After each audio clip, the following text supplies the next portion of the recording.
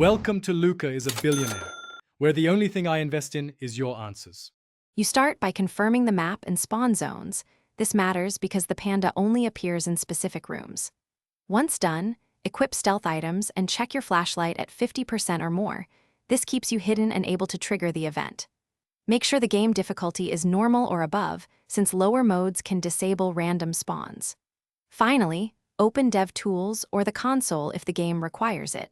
You'll use them to monitor spawn flags and timing, so don't skip this step. You now create the conditions for the jump scare. First, manipulate AI pathing by luring nearby NPCs out of the spawn zone for about 30 seconds, because an empty area increases spawn chance. Next, plant a sound decoy near the spawn and activate it in 3 short bursts every 10 seconds to attract the event trigger without entering the area yourself.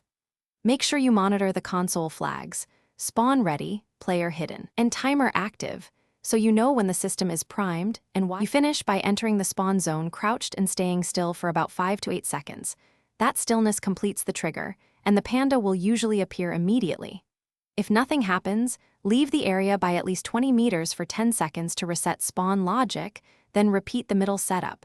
This clears stuck flags. Make sure you quick save before your final approach. Quick load lets you retry instantly. If the console shows spawn ready but no panda, examine timer active for a desync and reset. Thanks for watching and please subscribe. It's the best investment you'll ever make.